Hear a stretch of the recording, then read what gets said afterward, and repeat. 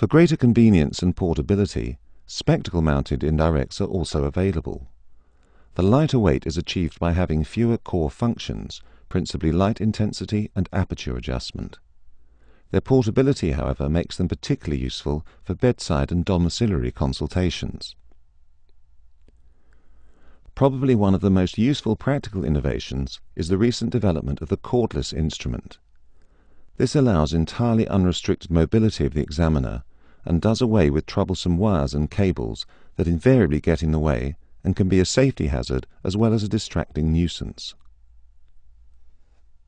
Now that you understand the basics of how the indirect works and how to best set it up, you're ready to learn the clinical examination techniques that are used for viewing the fundus. It's useful to think of the examination in two stages. Firstly, the preparation of the patient, and secondly, the actual examination of the fundus. Preparation of the patient begins by explaining in full the purpose and nature of the examination. In particular, it helps if you let people know that the light is usually extremely bright and that indentation is always a bit uncomfortable. If you prepare your patients in this way, then there won't be any nasty surprises. With the patient suitably prepared, you're now ready to proceed with the systematic examination of the retina. Begin with the illumination at quite a low level. The lower intensity will reduce patient discomfort and allow the retina to adapt. You can steadily increase the brightness as the patient becomes more accustomed to the light. Start by getting the patient to look in the direction of the area of interest and position yourself diametrically opposite this line of gaze. First, illuminate the fundus without the condensing lens to make sure that you're lined up with the pupil and can see a clear red reflex. Then position the condensing lens starting close up to the patient's eye. Condensing lenses are generally optically asymmetric, and they are intended to be used with the white rim that's on one side of the casing facing towards the patient.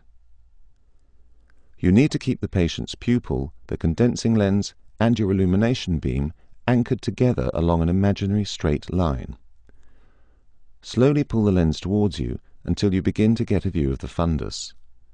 For a 20 diopter lens, this will usually be at about 5 to 10 centimeters or 2 to 4 inches away from the eye. Remember that the image is horizontally and laterally inverted. This takes some while to get familiar with, but with continued practice, orientation becomes progressively easier.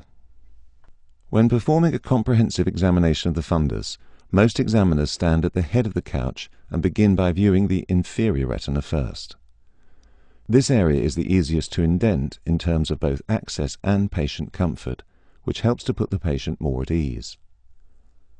Work your way around the eye, moving your position as needed, together with the patient's head and gaze position in order to retain an optimal view.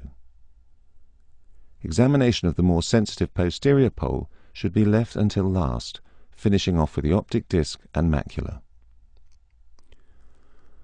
An alternative to the supine position for examination is to simply have the patient seated on a chair with the examiner seated opposite.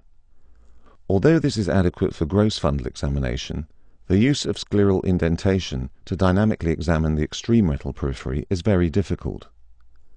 Consequently, the assessment of peripheral pathologies such as retinal tears or dialyses, although possible, is somewhat less reliable.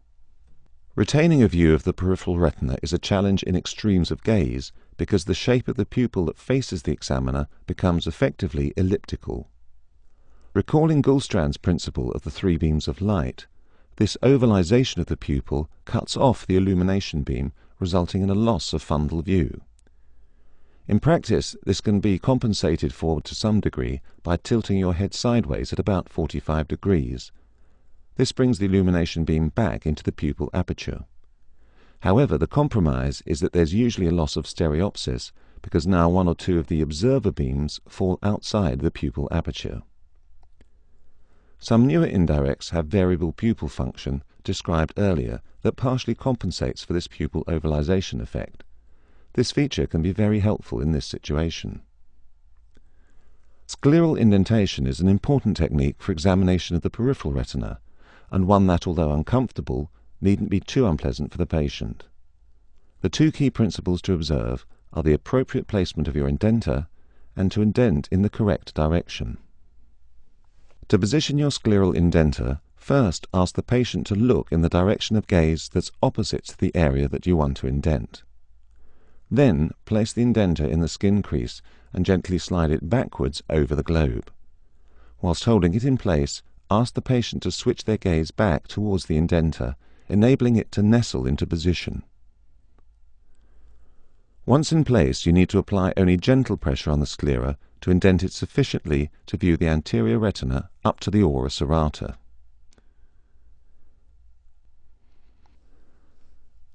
In this movie, we've covered the essential clinical optics, the instrument controls, and then the examination techniques for using the binocular indirect ophthalmoscope.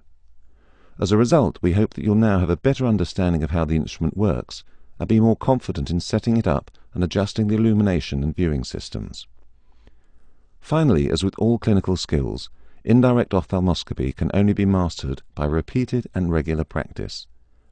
Your efforts will be rewarded with superior three-dimensional views of the fundus that will transform your indirect ophthalmoscope from a piece of high-tech headgear into an indispensable clinical tool.